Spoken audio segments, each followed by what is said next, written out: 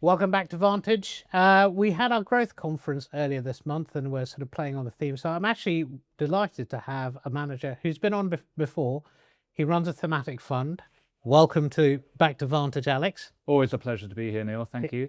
And for those who haven't seen you previously, perhaps you could just briefly introduce yourself, introduce the fund, the objectives of the fund, the philosophy, and then we'll get into a little bit more of the detail. Yeah, 100%. Lots of ground to cover then, Neil, without a doubt. So just to remind everyone, my name is Alex Gunz. I run the Future Trends Fund at Heptagon Capital. Yeah. Heptagon's a boutique founded in 2005. We manage and advise on over $16 billion of assets. I set up the fund in 2016, so it passed its 10-year anniversary in January. And the strategy is a concentrated yet multi-thematic fund. So we invest in everything from logistics to longevity. And the idea really is to identify those long-term trends that we think are going to grow in importance broadly, regardless of what's happening to GDP, where governments and regulators, if they're present in the industry, are tailwinds rather than headwinds, and then find the businesses that are best placed to benefit from those trends. Thank you, and congratulations on 10 years, firstly. And I have said it previously, but for viewers who want to learn more, you've got a great website, great resources. You write regularly on some of the themes, and those are accessible on the themes. One of the things that stood out for me, and it was one of the themes we were talking about in the conference, was one of your statements that around AI in particular, which is that actually you have a preference for the shovel makers rather than the miners. What do you mean by that? This is something we've talked about many, many times, and not just within the sphere of AI, Neil. Yeah. And really, the idea is that we think technology is an enabler, a means to an end. And really, what I perhaps should have highlighted to listeners earlier on is that the strategy that we manage, and consistent really with all of the other products on the Heptagon platform, is that by definition, by design, they really emphasize high active share. So in other words, we are looking for differentiated businesses. And the reason we think why asset allocators want to focus on our products is because of that element of differentiation. But to respond to your question, I think normally what you see with a trend such as artificial intelligence is that really you move through three phases. First of all, you have the infrastructure, then you have the platforms, then you have the applications. We're still very much in the infrastructure phase at the moment, but I think what's almost forgotten is that you need a whole set of supporting elements, supporting businesses above and beyond the GPU chips and the data centers that are often talked about. One expression that I know we've discussed in the past and was a theme at your conference last week, Neil, is this idea of halo assets, so heavy asset, low obsolescence businesses. Yeah. And this is really something that we've spent a huge amount of time thinking about and implementing in our investment strategy. Very happy to give an example if that's helpful. Yeah, I mean, so look, I was a great segue because I was going to ask you about it because you wrote about it post the conference. So firstly, for those who've never come across Halo, what does it actually mean? So how do you think about it? And maybe, bring it to life by give us an example of, how you buying into that within the fund. Yeah. I sort of figured this topic was likely to come up, so on the way here I was thinking about an example, one of the most tangible ones, and when we're literally talking about heaviness. And the business that sprung to mind, this is a business, for record, that we've invested in, or been invested in, since 2017. Yeah. And it's a Dutch business called ASML. Yeah. To highlight for listeners who may not be familiar with this business, and obviously we'll come back to how this fits into Halo in a second. ASML is a Dutch business. It is the producer of the machines that make semiconductor chips. Yeah. We've said before, perhaps even on one of the Vantage shows in the past, the future simply can't happen without this company. So if you think about one of their machines, these machines, they literally weigh 100,000 kilograms. That's immense. Yeah. If you are building one in the Netherlands and then shipping it, say, to Taiwan, to TSMC, who's a major customer, it needs to be packed into 13 crates going across 3 cargo planes. So this is real heavy infrastructure. These machines have a list price probably starting at 120 million euros. And this is a business that for many, many years was not on investors' radar screens at all. And really, I think it captures perfectly this idea of, number one, differentiated assets, Number two, something which is pure halo. And number three, something which is a metaphorical shovel maker. In other words, it is something which is integral to the whole process of actually building out artificial intelligence. Okay. And again, so just to go through why Halo, yeah, I mean, I think, we talked about it, that, Claude suddenly came out with his legal services plugin. All the software companies suddenly were being questioned around their economic moat because AI is eroding it potentially. There are certain areas where actually they are defensible. We don't see AI eroding those moats. So heavy assets, you're not going to see oil wells disappear because of AI, etc. So that piece is really interesting. And low obsolescence, meaning, okay, there is longevity in terms of what they do. I think that matters as well. I think your point about ASML is great, which is that there is, if you want to participate in this industry, you have to turn to ASML. Yeah, Yeah. there is no obsolescence in that story. And yes, we'll normally look how much of the business is represented by tangible assets. It's a big manufacturer, so a great case study. Now, some of the stats that if I've been reading your material, so some of the stats you've been sharing is, I would describe it as genuinely staggering. $700 billion of AI infrastructure spend from the US hyperscalers alone this year. A single Utah data center that will consume more power daily than the whole of London. And the 100,000 tons of steel per gigawatt of capacity. Now, the one number of comparison that what is the one sort of number that really stands out for you that sort of crystallizes the sheer scale of this build-up? It's a wonderful question, and I will answer it in just one moment, Neil. Yeah. But I think it's maybe helpful for listeners to frame the context of a couple of those statistics you Yeah. mentioned previously, almost to go back a step. Yeah. Every statistic we read, you read, I read, many of our listeners read, will probably fall into that staggering bucket. Yeah. The first one you cited, $700 billion of infrastructure spend, and that's just by the major hyperscalers, so Yeah. big cloud providers. At the start of this year, that figure was $450 billion. By the end of this year, best guess, it could top $1 trillion. Yeah. Pardon me. The other statistic that I found that I think is relevant is you talked about 100 tons of steel going into a 1 gigawatt capacity data center. To frame that, we're here in London. If you take Wembley Stadium, 23 tons of steel in that. If you take the Shard, 10 tons of steel in that. And these are both huge, iconic buildings. Yeah. So I think hopefully that gives some context to just how much steel is going into a data center. If you ask for one specific statistic, I would say it is the percentage of GDP in the United States that is being spent on this whole infrastructure build at the moment. Yeah. Today, we're at about 5.2% of US GDP. When telecoms network operators were building out fiber during the dotcom boom, that was about 5%. So we've crossed that figure already. But in terms of where might we get to, two possible examples spring to mind.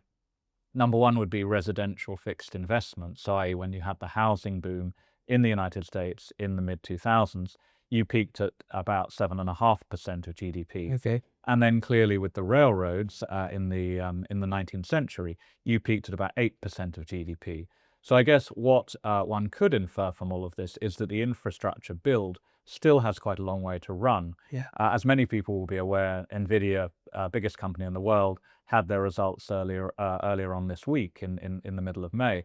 And Jensen Huang, CEO, he actually described what's going on at the moment as, quote unquote, the biggest infrastructure build known in humankind. Yeah. And I think really Yeah. this is the correct way to think about current dynamics. Yeah, that's a great way of illustrating it. Okay, one of the things, it's like, given the scale of the build, one of the concerns is around bottlenecks. And you've highlighted that, there are projects waiting potentially 10 years for grid connectivity. And, there's quite a lot of delay and deferment effectively in a lot of the US data center projects, for instance. Where in the value chain do you see the sort of tightest bottlenecks? Because I'm assuming that's where you see, potential pricing power and potential sort of margin sort of creation. Is it power generation, transmission, steel, cooling, permitting? What are the sort of areas that you focus on? I would say, Neil, that the simple answer to that question is all of the above. So, Yeah. in other words, pretty Yeah. much every single business we talk to. I Yeah. was in the United States on the East Coast in March, and this was probably one of the most consistent messages from meeting with businesses there. Yeah. Perhaps a couple of comments that might help frame or broaden out the discussion. So really, it's fascinating when you look at many of the companies, as you alluded to in our universe, and I'm thinking about Siemens Energy, which builds out grid infrastructure. I'm thinking about First Solar that manufactures solar panels. Mhm. I'm thinking about Quanta Services that effectively is laying the cables that go across the electricity network. Even Prologis, which is the biggest owner of industrial warehouses in the world, they're converting some of those typical big box warehouses you see on the edge of motorways, near airports and so on. They're converting some of those into data Yeah. centers. Yeah. And the message we hear from pretty much all of those businesses is that when you think about line of sight and demand, they are taking orders now that they envisage, and that's really the crux word here, envisage being filled in the early 2030s. Yeah. So that, I think, gives you a sense, or gives our listeners a sense, of that imbalance between demand and supply. Obviously, what this implies and what we look for in the businesses in which we invest is, do they have pricing power? How effectively are they able to exercise that pricing power? And maybe one final really quick observation. I think in some ways this almost comes back to economics 101. What we really care about is where there is a tangible scarcity of an asset. So the two I'd call out in particular, and in some ways this links back to Halo again. Number one would be land. Until we go to the moon, so to speak, there is only a finite number of places in the United Kingdom, in the United States, anywhere else where you can physically find the available land to build a data center. And then the second dynamic is, and we again hear this from a number of the businesses we invest in and we talk to, it is just actually having those really skilled people who physically know how to dig a trench or climb up a pylon to stitch cables together. And those for us are really, really interesting areas. Let's focus on the fund itself, okay? So it's a concentrated holdings, typically around sort of 25, and we don't necessarily want you to sort of recommend things to people, but I believe in talking through your holdings, you're bringing the story, the investment process to life. So I think you've illustrated some great examples as we've gone through Halo, as we've gone through the infrastructure build of the kind of stocks. Give me a couple of other things that you're sort of invested in and the themes that they're exemplifying. 100%, Neil. And just to remind everyone, this is by design a multi-thematic strategy. So we're looking at a whole range of different things. I'd like perhaps to begin by circling back to one of the names we touched on earlier, because to our mind, it actually plays to a huge number of the future trends in which we invest. This is a company called Quanta Services. They're based in Texas, and they have the largest workforce in the United States that are actually involved in upgrading and repairing grid infrastructure. And it's really interesting. Every time you meet with Quanta, I met with them in London earlier on this month, actually, Yeah. and they will highlight that, forget AI for a moment, there are actually a couple of other dynamics going on. If you think about it, most grid infrastructure, whether in the United States, in the United Kingdom, pretty much anywhere in the Western world, was built in 1945 or just after the Second World War. And therefore, if you think about what's happened since then, massive population growth, massive digitization of everything. So every time you order a pair of trainers on Amazon, you watch a new video on Netflix, whatever it might be, those are ones and zeros effectively traveling over your electricity network. Yeah. So networks need upgrading. We've got more weather extremes, so networks need hardening, if you will, for that dynamic. Geopolitics, which we may come to later on, is obviously becoming more of an issue. So networks are being upgraded to provide resilience against possible cyber threats. And all of this is providing an absolutely massive tailwind of demand for a business like Quanta, even before you get onto AI. One of the other really interesting statistics they will often highlight to investors is that you think about cloud, it may be quite normal for many businesses to have moved their workloads into the cloud, certainly say within financial services. But when you look globally, only about 30% of all workloads have been moved into the cloud. So when you're actually thinking about the criticality of different parts of the value chain, Yeah. pretty much everything today runs on electricity. The great news for a business like Quanta, just to really round out this case study before we move on to number two, is that about 80% of their revenues are recurring. In other words, they come from utilities, from government entities, Yeah. and therefore that provides great line of sight, great visibility, great cash flow generation. So Quanta would be number one. And then to pivot to a totally different theme, but also really honing in on this idea of very difficult to replicate, a classic halo-like company. It's the business we invested in towards the end of last year called MDA Space. Okay. This one is less likely to be familiar to listeners. Although the company has a heritage that dates back to the very late 50s, they were involved in some of the early lunar landings. It's a company headquartered in Toronto, Canada. I was there in March. They were spun out of a larger business called Maxar and have existed as a single standalone entity only for a handful of years. Clearly, space is incredibly topical, as we know, with regard to the pending flotation of SpaceX. Yeah. This business is, dare I say it, benefiting from a halo effect in that sense. But whereas SpaceX is all about physically launching satellites into space, what MDA does is they actually build the hardware and the software for those satellites. And really our contention, again, in some ways it comes back to this whole idea about the data deluge, that data demand is growing much more quickly than networks can actually supply it or match it. Space is not about tourism. It's not about resource extraction, certainly not yet. It is all about effectively another way of transmitting and potentially longer term storing data. That's why you need the satellites up there. Yeah. The second thing, and again to link it back to geopolitics, is simply that pretty much everything that is sent up into space is inherently dual use. So in other words, it will have civil and commercial purposes. And space is only going to get more contested, congested, and competitive. And if you have a leading franchise in that area, we think this is a potential durable advantage. That's great, and the space theme is something that we're actively looking at right now. So we will certainly take a closer look at that.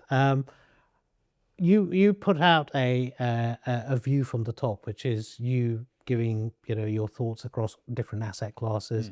I think the last one described equity markets as disconnected, all-time highs, but at the same time you've got credit spreads widening, yields increasing, oil at $100 a barrel. And I think that we should talk about risks. So if hyperscaler capex was to slow, or indeed the returns from it disappointed, how exposed do you think we are? And is there a risk effectively that the valuations have run a little bit ahead of themselves? It's a great question and a very pertinent question, and I suppose there's several different ways of responding to it. Yeah. I guess what you may effectively be trying to ask, Neil, is how much is actually priced in today, Yeah. the extent to which equity markets in general or certain stocks are priced for perfection. And I think the two things that we find really encouraging dynamics would be the following. Number one, and really in contrast, say, to the late 90s when I began my career, is that this recent momentum that we've seen in equities has been driven much more by earnings upgrades rather than by multiple expansion. So that, in one sense, points to its durability. The second dynamic I'd call out is that whereas, say, the story in equity markets, if you will, for 24 and 25, and again, we may have talked about it on a previous program, it's this whole idea of the Magnificent Seven. What to our mind has been encouraging is actually that the rally has broadened, and that again speaks to its durability.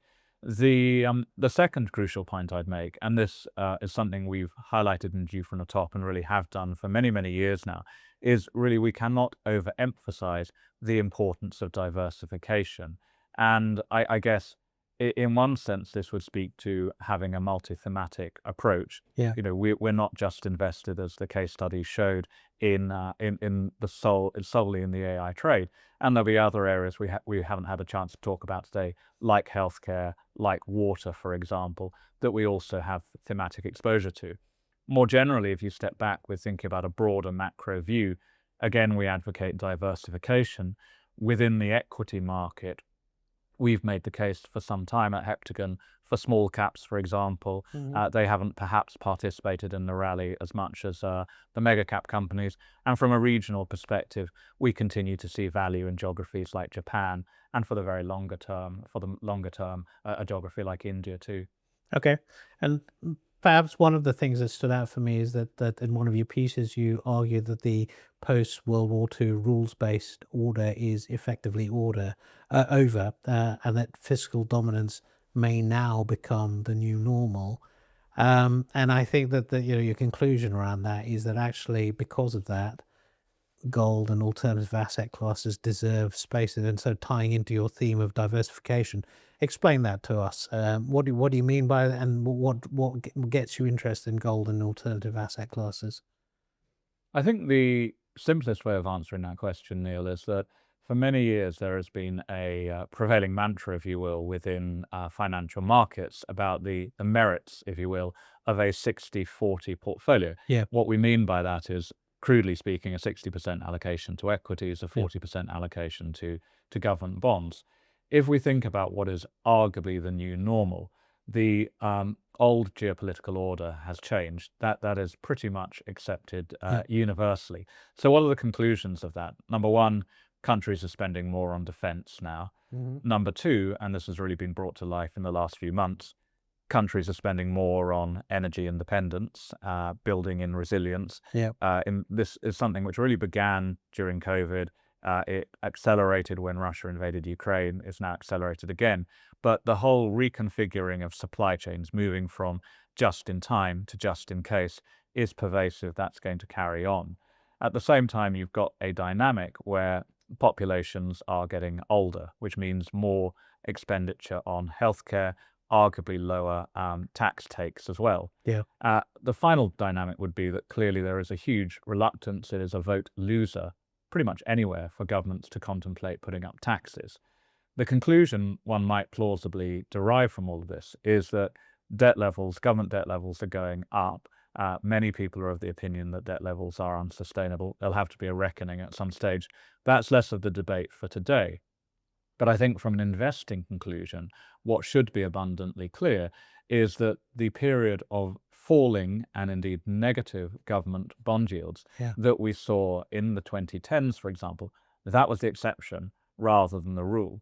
The reality is that government bond yields are only headed higher, and therefore the role of fixed income, government bonds, in a portfolio as a diversifier perhaps is not as compelling today yeah. as it was in the past. Yes, to jump back quickly to AI, we are bulls of AI. We do think AI will improve productivity, and that could lower some of these pressures. But this is going to take, as we highlighted, particularly given the bottlenecks, a number of years Yeah. to really play out. So really, to come to the conclusion, equities we think are durable. Fixed income we do not think is durable. And therefore, how do you fill that gap? How do you diversify adequately? And we think asset classes such as gold, such as physical infrastructure, again, arguably the halo point, Yeah. alternative asset managers, they are really well placed to benefit. And I suppose really to conclude in one word or one sentence, it is, as we cannot stress heavily enough, all about portfolio diversification. Alex, thank you so much for being on Vantage. Always a pleasure, Neil. Thank you for having me on the show.